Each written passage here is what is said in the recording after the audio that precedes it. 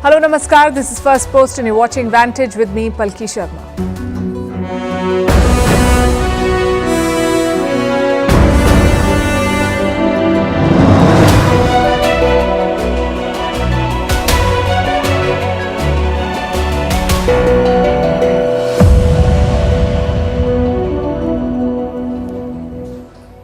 Another week, another anti-India move by the Maldives. They've got Turkish drones paid for from their contingency fund.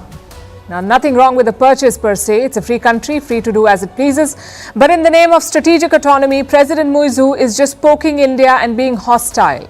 We'll discuss how. In the Russia-Ukraine war, unsuspecting job seekers are getting trapped. In the latest case, some Nepalese men have appealed to India to help secure their release. In India, the electoral bonds are back in focus. The Supreme Court has ordered the State Bank of India to hand over the data by tomorrow. We'll tell you why this is important. Also in news, the rise and fall of the body shop. It has filed for bankruptcy in the US and Canada. Why a photo featuring Kate Middleton has kicked up a storm. Why the Airbus CEO is wading into politics and issuing dire warnings about Trump and Russia. Why Australia is destroying millions of grapevines to limit wine production.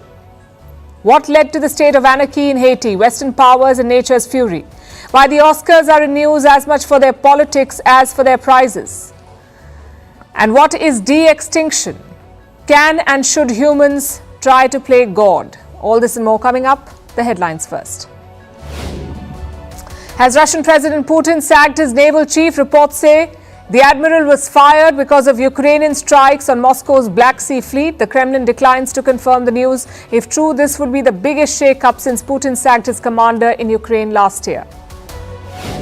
The Citizenship Amendment Act, CAA, becomes a reality in India. The Narendra Modi government implements it before the general election. The law makes religion a test of citizenship for the first time. In 2019, it was cleared by Parliament amid protests. India test fires its homegrown Agni 5 missile. Prime Minister Modi lauds the scientists behind mission Divyastra. This advanced weapon system allows a single missile to deploy multiple warheads at different locations. With this, India joins an elite group of nations. South Korea begins suspending licenses of striking doctors. Since late February, junior doctors have been on strike. Around 5,000 doctors have resigned. Ultimatums from the government have failed to end the strike, which has led to a healthcare crisis in the country. Relief for Italian Prime Minister Giorgia Meloni. Her right-wing coalition wins the regional election in Abruzzo, just days after losing in Sardinia. It was Meloni's first loss since taking office in October 2022. The Abruzzo win is a boost for Meloni ahead of the European elections due in June. And Bitcoin reaches a new all-time high. Races past the $72,000 mark. Just last week, the virtual unit broke its 2021 record. Bitcoin is the world's most popular cryptocurrency.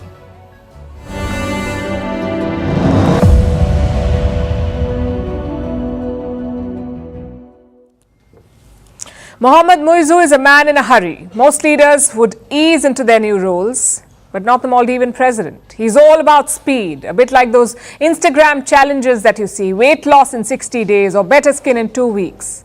Except here, the stakes are much higher. And the cost of failure very steep. So let me tell you about Muizzu's latest move. He has bought surveillance drones from Turkiye. How many is not clear, but reports say it's Turkiye's flagship machine, the Bayraktar TB2 drone. Each one costs around $5 million. Apparently, they were delivered on the 3rd of March, and they will be stationed here on the island of Mafaru. Their job is surveillance, to keep track of the Maldivian EEZ. That's Exclusive Economic Zone, EEZ. And we are talking about a very large area here, almost 1 million square kilometers of it. Until now, India and the Maldives surveyed this EEZ together, but now President Muizzu wants to do it alone. He's been hinting at this for a while. In November last year, Muizzu travelled to Turkey. It was his first foreign trip as president. And there he signed a weapons deal. He set aside $37 million from the contingency budget. I know it's strange. Killer drones are not a contingency for most countries, but for Muizzu, they are. Because his plan is to boost domestic defense, to survey Maldivian waters alone. I believe that the modern military capability to defend the country by road, sea and air should be strengthened in the Maldives. We have started to do that now, if God wills. The Maldivian Defence Force will soon be able to conduct the surveillance of the 900 square kilometer exclusive economic zone of the Maldives, 24 hours a day. Well, that day is almost here. Reports say the drones will be deployed next week. So Mali won't need India anymore. Of course, that's their strategic choice. Even India buys drones from the global market. But look at the larger picture here. Look at how fast Muizzu is pivoting. He was sworn in as president on the 17th of November last year, and since then it's been one anti-India move after another. First, he asked Indian soldiers to leave. Then he picked Turkiye for his maiden foreign trip. In doing so, he broke years of tradition. Then his ministers mocked the Indian Prime Minister. He visited China before India, signed a military deal with Beijing, and now he's bought lethal drones from Turkiye. What's the common thread here? His opposition to India. And we need to be clear about that. This is not about keeping his options open. This is also not about strategic depth. This is about poking India. As we speak, a Chinese spy vessel is docked in the Maldives, the Xiang Yang Hong 3. India has opposed such voyages by Chinese ships in the Indian Ocean, but Muizzu doesn't care. So don't mistake this for strategic autonomy. And I'll give you two reasons why. We know that India is trying to diversify its defense purchases, to not buy weapons from only Russia. But how is India doing that? Not by using slogans against Russia, not by mocking the Russian president, and not by rapidly moving away from Moscow. It's a slow and gradual process. And most importantly, it's not a hostile breakup with Russia. New Delhi wants to preserve its ties with Moscow. That is called keeping your options open. Muizzu is doing the exact opposite. A, he's moving away from India, and B, he's making things hostile, which means he's not interested in preserving this relationship. Secondly, there's a double standard here. On the campaign trail, Muizzu talked about Maldivian sovereignty. He criticized what he called the opaque deals between New Delhi and Mali. But as president, what does he do? Sign opaque deals with China. So clearly, sovereignty is not Muizzu's problem. India is. He's preparing for a future without New Delhi. Consider his healthcare policy. A lot of Maldivians come to India for advanced treatment. Muizzu wants to change that. His policy allows them to visit hospitals in the UAE and Thailand. The downside? The distance. They're much farther away. Same with food imports. Muizzu has signed deals to increase trade with China. He says it will end dependence on one country. No prizes for guessing which one. Tourism is a similar story. Maldives has reported a 33% drop in Indian travelers. Last year, India was the second largest source of tourists to this country. This year, India has dropped to number 6. Some 27,000 Indians have visited the Maldives in 2024 so far. 27,000 Indians. The number for China is 54,000. You can write all this down to Muizzu's rhetoric and expect it to increase in the coming days. Because the Maldives has parliamentary elections next month, Muizzu will be betting on the India out slogan to secure a majority. It's a good election strategy in the short term, but as a long-term political call, maybe not.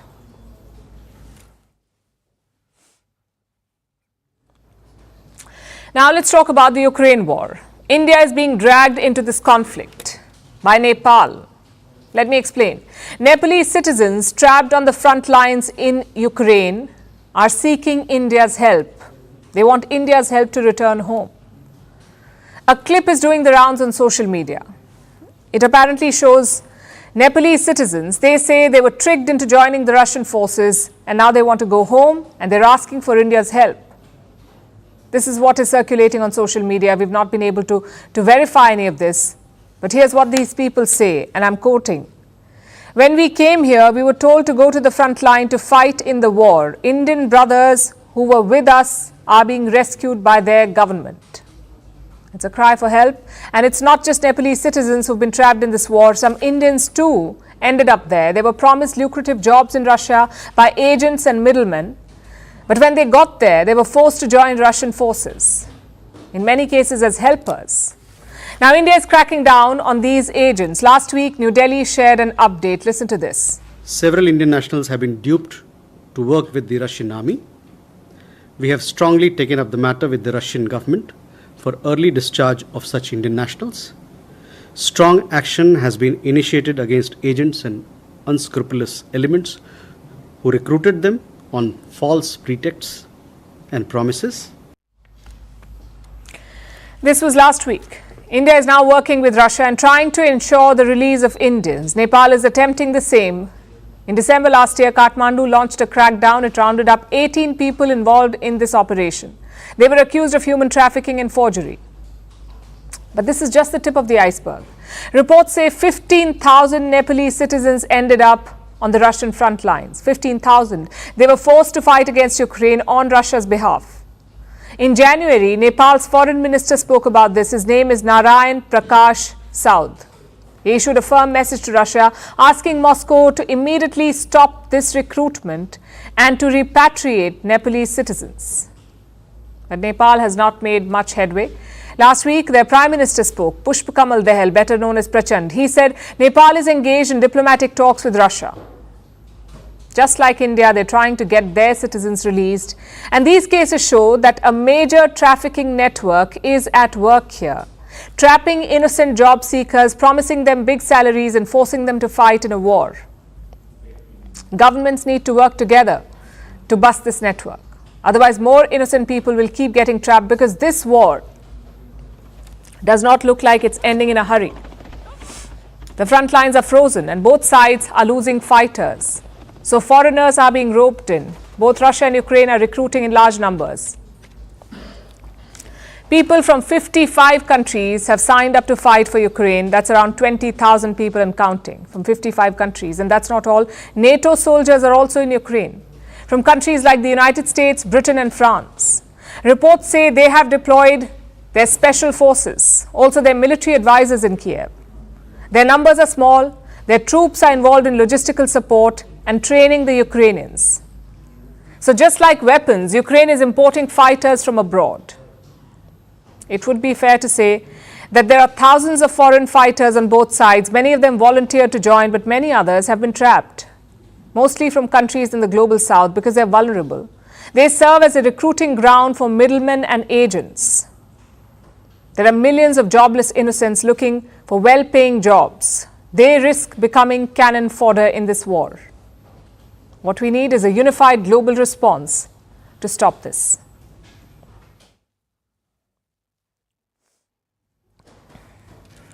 Here in India, a legal tussle is underway. The country's biggest bank versus the country's top court. The State Bank of India versus the Supreme Court of India. I know it sounds like a nail-biter, but trust me, it's not.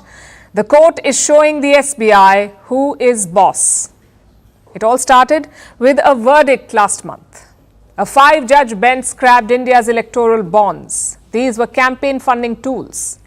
They allowed people and companies to donate money anonymously. First, you had to buy bonds from the SBI, the State Bank of India. You buy bonds from there. Then you could donate them to a party. And finally, these parties could encash those bonds. But last month, the court abolished the system. It also issued directives to the SBI, provide details of the bonds to India's Election Commission. The date of purchase, the name of the purchaser, the bond amount, and also what each party got. The bank was told to share all this information. This information is stored within the SBI. So the court asked the bank to hand over this data to the Election Commission of India. The deadline was March 6th. But the SBI wanted an extension. They said, we can give this data only by the end of June. Why the delay though?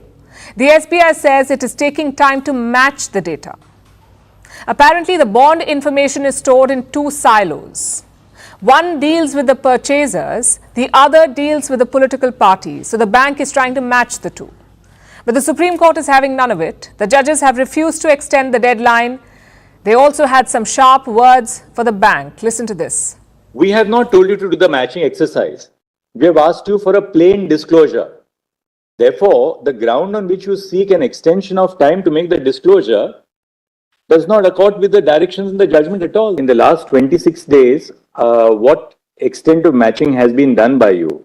What steps have you taken in the last 26 days? The application is absolutely silent on that. We can put a detailed affidavit on that, No, because I know it should have been disclosed in the affidavit. I agree, I agree. State Bank of India, which is coming to us, we expect that there should be a degree of candor on the part of the State Bank of India. That this is what the work which we have done. The work is at this stage. We need an extension of time to carry out the balance of the exercise which remains. The new deadline is tomorrow, the 12th of March. By the close of business hours, the data must be given to the Election Commission of India. If not, well, there could be trouble. A few contempt petitions have been filed against the SBI. They accuse the bank of violating the court's order. Today, the judges did not act on them, but they did warn the SBI. The bank has been put on notice by the Supreme Court of India. If tomorrow's deadline is violated, there will be consequences. Which brings us to the big question. Why was this deadline so controversial? Why did the SBI want an extension? The opposition has its own theories. India's elections are slated for this year. The assumption is the election will be over by the end of June.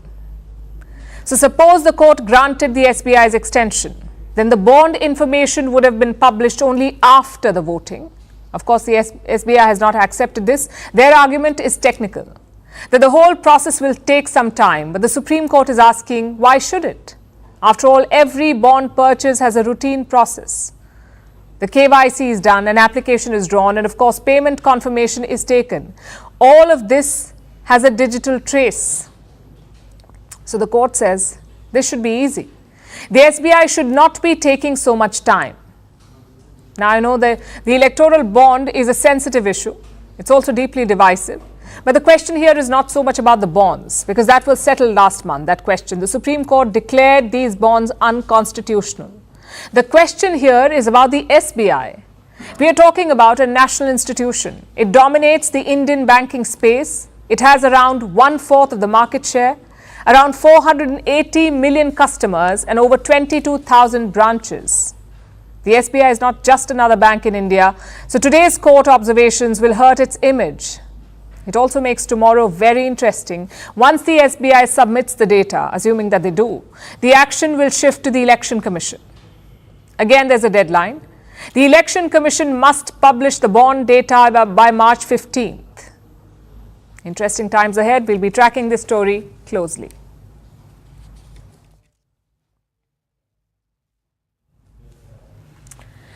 Do you know what happens when brands do not keep up with the times? They collapse. Why just brands? Anyone who does not keep up with the times does not survive. Case in point, the Body Shop. When it started, the Body Shop was a trailblazer, the it thing for millennials. Colorful soaps, luscious body butters. It was cruelty-free, it was vegan, it was also sustainable. No other brand was doing it then, so the Body Shop had first movers advantage. But it seems they did not use that advantage very well. Today, the brand is facing a crisis. The Body Shop has filed for bankruptcy. This is in the US and Canada. The UK arm has collapsed in administration. And in Australia, it's struggling to pay suppliers. Stores are shutting down, hundreds of jobs are at risk, and there are large debts. Basically, the chain's future hangs in balance. But how did it reach this stage? What did the Body Shop do wrong? How did the trail-blazing chain go broke? This story goes back to 1976. The Body Shop was founded by Anita Roddick. She was a British environmental and human rights campaigner. Roddick was inspired by her travels. She saw fresh, natural body butter. She wanted to sell it. So the Body Shop started as a small business in Brighton with just around $5,000. Roddick sold just 25 products. They used natural ingredients. They were ethically sourced. More importantly, they were cruelty-free, which means they were not tested on animals.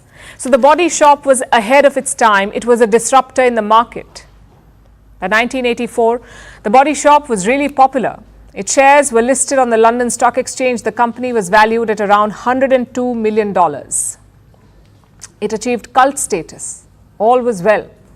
But things started to unravel sometime around 2006. Roddick sold the brand to L'Oreal for $1 billion. Of course, there was some backlash because the Body Shop had made its name trying to be ethical, and many believed that L'Oreal was the opposite of that. So loyal customers started abandoning it. But that was only the beginning of its troubles. The brand was underperforming. In 2017, L'Oreal sold it to Brazil's Natura. It did not help. Again in 2023, Natura sold it to Aurelius. This was for $266 million. So you see, in 7 years, they had 3 owners and a fast depreciation. It's a bleak forecast. And its failure can be attributed to 3 main reasons. One is growing competition. When the Body Shop started, it was the only one in that game. But soon the segment grew, more players came in, and they had better branding, better marketing. And it was not like Body Shop was doing badly. It was just that the others were doing much better. The second is online shopping. The Body Shop was a store-friendly business. It did not really expand much online and lost out.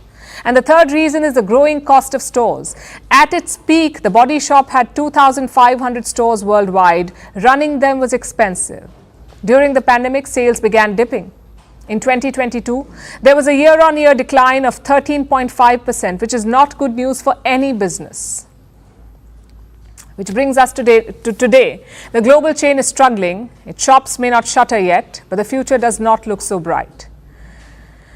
Now, we must also say that the Body Shop operates on a franchise model. So it has local partners in different countries. The top markets are the UK, Australia and Indonesia. It's struggling there.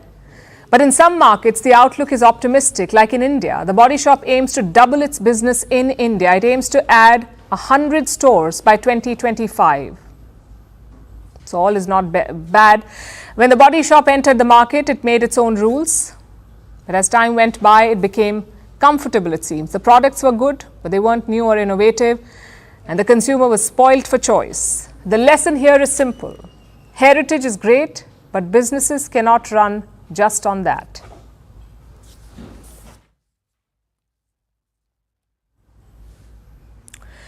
Our next story is about a mystery. One even Sherlock Holmes would struggle to solve. It includes a missing princess, a silent palace, worried well-wishers, and a trove of questions. On Mother's Day, Kate Middleton uploaded a picture with her children. It was a sweet gesture, but the internet was quick to call it a bad Photoshop job. The mystery further thickened when top photo agencies called it manipulated. Kate has since issued an apology. She says she was experimenting with her editing skills. But that hasn't stopped the questions. Where is Kate Middleton? Why hasn't she been seen since her surgery? Is her condition very serious? Our next report tells you about the curious case of the missing princess and why the UK remains obsessed with her. The British monarchy has seen many scandals. There have been abdications, affairs, separations, divorces, racism claims, Nazi costumes. You would think they'd seen it all, but clearly not.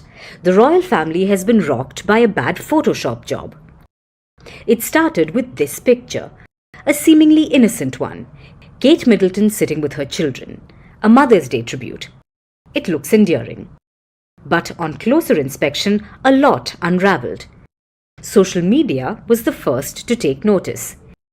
They said the photo had inconsistencies. It was like a bad editing job. Here are a few of the discrepancies that the internet was quick to point out. Kate Middleton is not wearing her wedding ring. The zip on her jacket is inconsistent. The pattern on Prince Louis's jumper doesn't match. A part of Princess Charlotte's wrist is missing. The floor has a strange shape. A tree behind is in full bloom, even though it's March. It was like an internet treasure hunt. The more you looked, the more discrepancies you found. And the internet had a field day.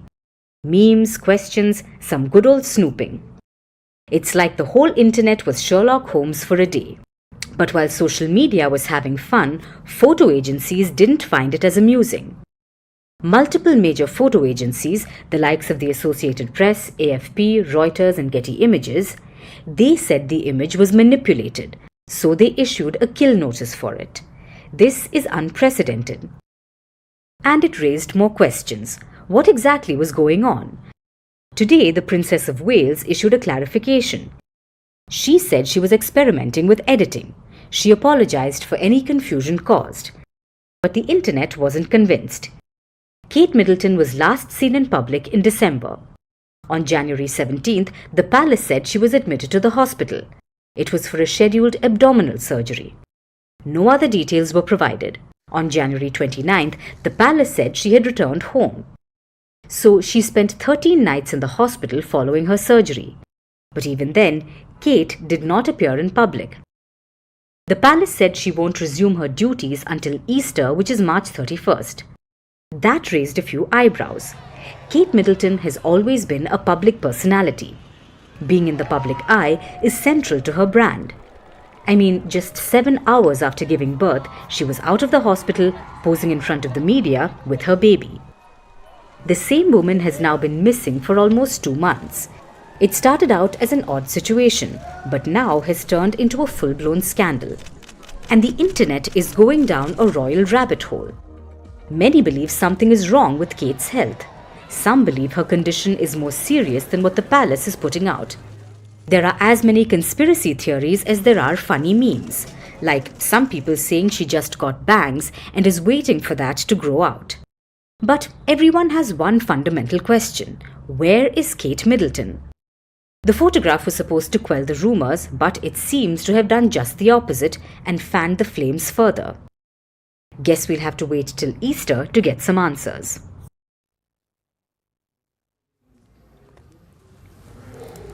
What do you expect a CEO to do?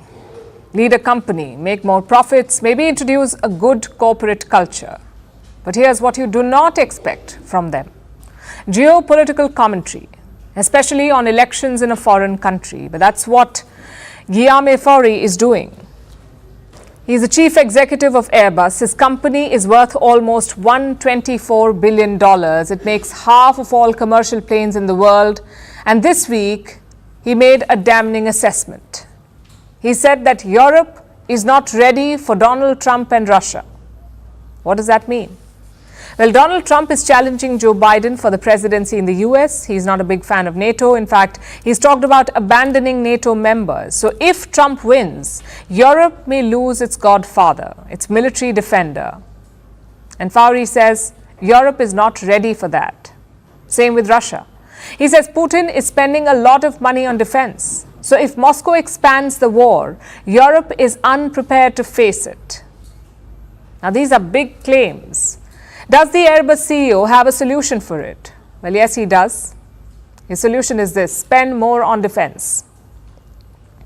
Airbus wants European nations to think beyond the US, to build their own military assets, their own weapons and fighter jets.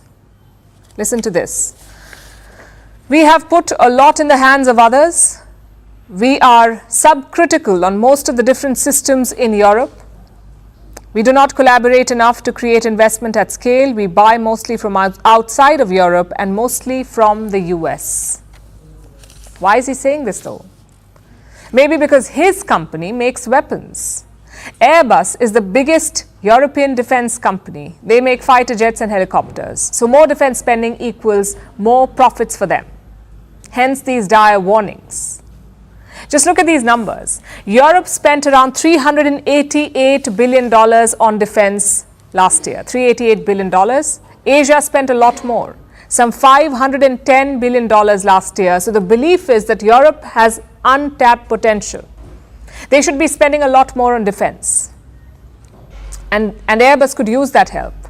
Their profits fell by around 11% in 2023. More defense spending could turn things around for them. The question is, how do you do that? You see, Europe is not a single entity. You have 27 countries in the European Union and you have Britain outside it. You also have the likes of Switzerland and Norway. So increasing spending is easier said than done. But the Airbus CEO has an idea. Again, listen to this, and I'm quoting. It's quite clear that we need to find a way to pool our efforts together as Europeans to have one very powerful capability by type of weapon system. How would that work? Let's consider an example. Right now, European nations have multiple fighter jets. Airbus has the Eurofighter, France has the Rafale, and Sweden has the Gripen. The Airbus proposal is to unite all of this. Instead of splitting resources, combine them, make one European fighter jet. It's a very ambitious idea. After all, American firms still dominate the European market. The UK, Belgium, Germany, Italy, and the Netherlands fly American F-35s. They also use Boeing aircraft like the Apache, the Chinook, the C-17 and the P-8 spy jets. You can't change that overnight. The Airbus CEO may have his own capitalist reasons for what he said, but there is logic here. How long can you depend on another country's hardware? Can you keep in fact outsourcing security? It's not just a question for Europe, it's also a question for countries like India. We are the biggest defense importers in the world. If you localize that industry, there are many advantages to make in India and defense. You have more control over the technology, you can create more jobs, and you don't have to depend on foreign powers. So local technology does help. Whether it's urgent for Europe is a different question. After all, the Airbus CEO is not exactly a neutral player. It's like asking a pianist what his favorite instrument is.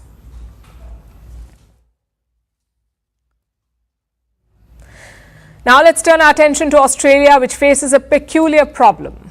Australia has too much wine, more than what they can export, sell or drink. So the authorities are taking drastic measures. They're killing the goose which lays the golden egg. Millions of wine grapes and grape vines in Australia are being destroyed. Will the decision prove to be counterproductive? Our next report explores. James Cremasco is a fourth-generation grape grower. His vineyard is going through some tough times. He's being forced to destroy his own crop. This is a block of 35-year-old Shiraz. They're destined to be pulled out at the moment with an excavator. There is little Cremasco can do. There are many more like him across Australia who have to watch their vines be destroyed by the excavator. Already millions of vines have been destroyed. Many more will be pulled down in the coming months. Australia is trying to solve a crisis of overproduction. There is just too much wine in the global market and not enough buyers, leaving farmers like Cremasco with no easy options. We're pulling these vines out because they're not viable at the moment with today's prices, today's commodities. Dollars per hectare just aren't adding up, and there's no point growing a crop that I can't survive off. It takes years for wine producers to process the grapes into exquisite wine. Raising the crop feels cruel. It's wiping out years of hard work instantly. But these producers have no other choice. Australia is the world's fifth largest exporter of wine. In 2023, it had more than 2 billion litres of it. That supply is enough to last 2 years, which is too much. Some of the supply is already spoiled, so owners are trying to quickly dispose of the stock. Growing more wine is out of the question. Producers in places like Griffith are struggling. They are the hub for Australia's wines. In the 1950s, a group of Italian migrants arrived here and shaped these landscapes. 2/3 of Australia's wine grapes are grown in Griffith. The local producers still follow the same Italian techniques passed down over generations. Now, due to oversupply, many winemakers are forced to shut shop. Bill Calabria is a second-generation winemaker. He believes the crisis is causing serious damage to the local community. Yeah, it's one of the worst I've seen for a long time, mainly because it's global. It's not just the Riverina, it goes right across Australia and across the globe of the world. And this makes it a very difficult time for the industry. The prices are not very good, but we've just got to hang in there and hopefully come out the other end. The problem is indeed global. Consumption is falling fast. There is less demand for wine around the world, and this has majorly affected production. In 2023, wine production worldwide hit a 60-year low. Producers in Australia are also suffering due to China's trade restrictions. In 2020, Beijing slapped a 169% tariff on Australian wines. The tariff was a response to Canberra's call for an investigation into the origins of the Wuhan virus. These curbs may be lifted this month, but for these winemakers, this relief may be too little too late. Vantage continues after a short break.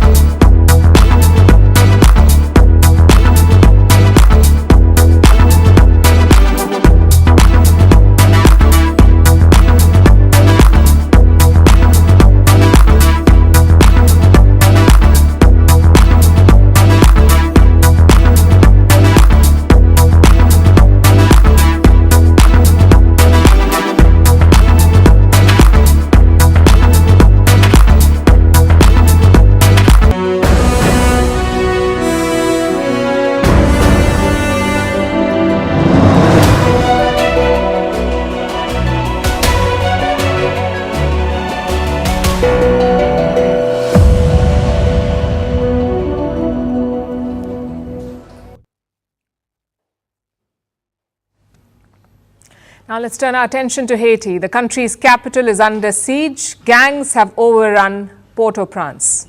They're stepping up their attacks on the government. They're attacking police stations, burning them down to free inmates who then join the gangs on their rampage. On Friday night, the gangs attacked Haiti's presidential palace. Gunshots and explosions rocked downtown Port-au-Prince. Haiti's police headquarters also came under fire. Law enforcement barely repelled the attack. This violence has other nations scrambling. Yesterday, the US airlifted all non-essential staff from its embassy. The European Union has shut its offices. Helicopters carried German and other European diplomats out of Haiti because the international airport has ceased to function. Haiti is in a state of anarchy. To address this, Haiti's neighbors have called a meeting today, the Caribbean Community or CARICOM. They're hosting the meeting in Jamaica. From our reports, the situation on the ground remains dire and is of serious concern to us. At the same time, we have taken the decision as a community to write the heads of state and heads of government of the key countries with whom Haiti is engaged as partners, inviting them to meet with our heads in CARICOM in Kingston, Jamaica on Monday the 11th of March. The Caribbean community is a 15-member group. They've also invited some key stakeholders, the US, Canada, France, Brazil and the United Nations. But the focus is on two of these, the US and France, because in a lot of ways, they're directly responsible for Haiti's present situation. France committed the original sin. They were the colonizers. Haiti was once the richest Caribbean colony until it gained independence in 1804. The former slaves rose up and won their freedom from France. But sadly, things went south after that. 21 years later, France returned with gunships. In 1825, France demanded compensation for the loss of their property, including the former slaves. France demanded 150 million francs. 150 million francs, do you know how much that is worth in modern terms? About $21 billion. Haiti did not have that kind of money, but it had no choice but to pay up. So it borrowed that money from French banks, and Haiti spent the next 122 years repaying that money.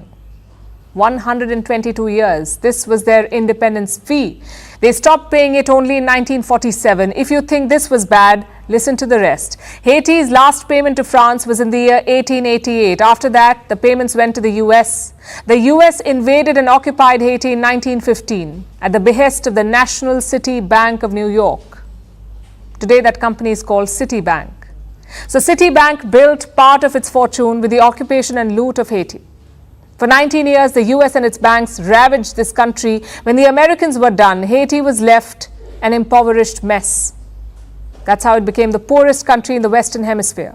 Despite this, Haiti stayed dependent on the US for trade and remained vulnerable to American influence. Prime Minister Ariel Henry is unelected. The West backed him to take over in 2021 after Haiti's elected president was assassinated. And this was not a one-off. Haiti has seen numerous presidential assassinations and coups. It got so bad that in 1995, Haiti disbanded its army.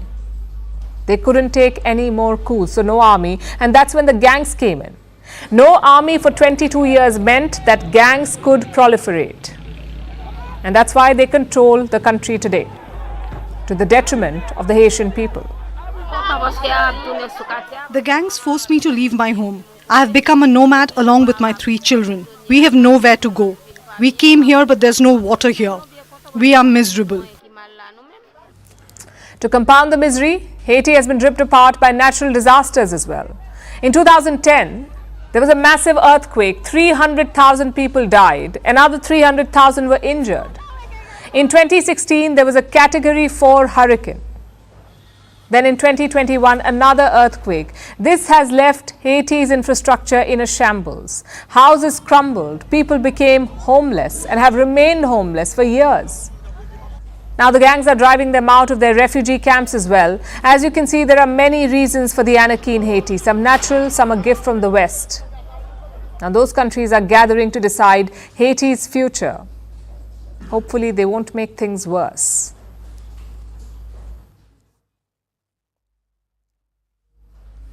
Now let's turn our attention to Hollywood. Last night was the American film industry's biggest night, the 96th Academy Awards. The Oscar celebrations lit up the Dolby Theatre in Los Angeles. It was a great gala.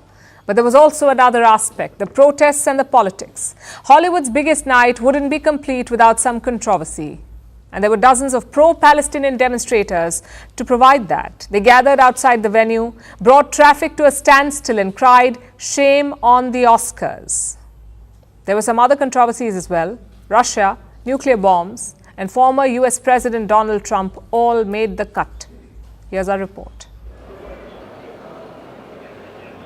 What do you usually picture when you think of the Oscars? Perhaps you imagine movie stars gracing the red carpet, coming out of their luxurious limousines, surrounded by a horde of unruly photographers.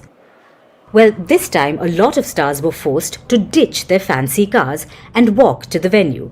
They did this to bypass traffic, because this time the Oscars venue was besieged by pro-Palestinian protesters. The demonstrators converged on the Dolby Theatre in Los Angeles. They held up their banners, shouted their slogans, and demanded that the world pay attention to what's going on in Gaza. At the Oscars, because it's a celebration of wealth and money and the interests of capital and power, much of what goes on in Hollywood is in support of the Israeli occupation. So I'm here to protest and say there's no business as usual, including Oscars, when a genocide is going on, and we wanted to denounce the Academy for their silence and for allowing some of the actors to have the agencies fire them, like Susan Sarandon, who spoke up against the genocide. The protesters not only managed to delay the ceremony, but also found some allies among the Hollywood elite. They're starting, we're late. The Palestinian protest shut down the Oscars tonight. Humanity wins. That was Mark Ruffalo, famous for playing the Hulk in the Marvel Cinematic Universe. He was seen sporting an Artists for Ceasefire pin. It's the red thing on his lapel. He wasn't the only one wearing one. Billie Eilish and her brother Phineas O'Connell, Riz Ahmed, Mahershala Ali and Rami Youssef all had it. They all came out in support of ordinary Palestinians. But the war in Gaza wasn't the only cause to be championed. We also have a war in Ukraine that has crossed the 2-year mark. The Oscar for Best Documentary went to a Ukrainian video journalist for his film 20 Days in Mariupol. This is the first Oscar in the Ukrainian history. And I'm honored. But probably I will be the first director on this stage who will say, I wish I would never made this film. I wish to be able to exchange this to Russia never attacking Ukraine, never occupying our cities. Among the other winners was Christopher Nolan's Oppenheimer. It won Best Picture, Best Director, Best Actor and 4 other awards. I'm a very proud Irishman standing here tonight. So, you know, we made a film about the man who created the atomic bomb, and for better or for worse, we're all living in Oppenheimer's world, so I would really like to dedicate this to the peacemakers everywhere. And while no one was slapped this year, unlike in 2022, host Jimmy Kimmel did drop a bomb. It seems former US President Donald Trump was watching the Oscars. And he put up this post on social media. Clearly, he isn't a fan. Here's how Kimmel responded. Well, thank you, President Trump. Thank you for watching. I'm surprised you're still... Isn't it past your jail time? Together with the glitz and glamour, the politics and drama make the Academy Awards what they are. And this year too, they didn't disappoint.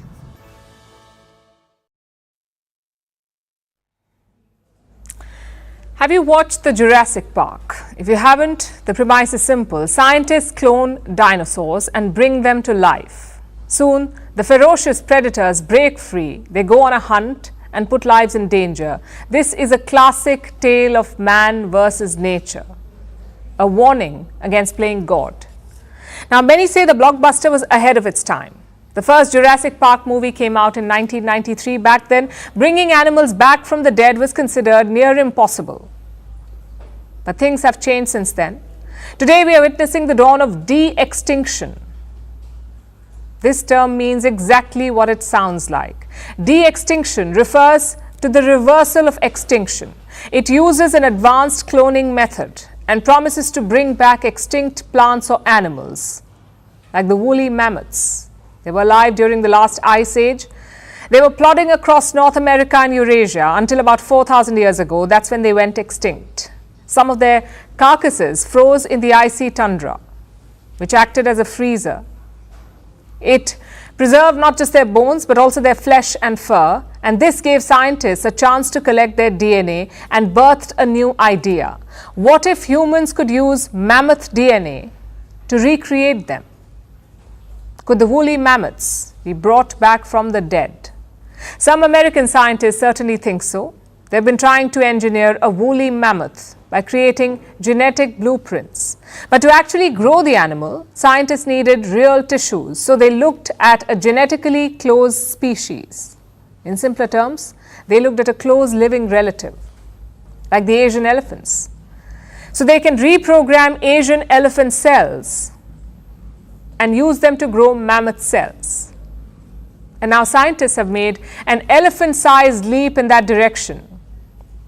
In a first, they have created Asian elephant stem cells in a lab. Now these cells can be edited.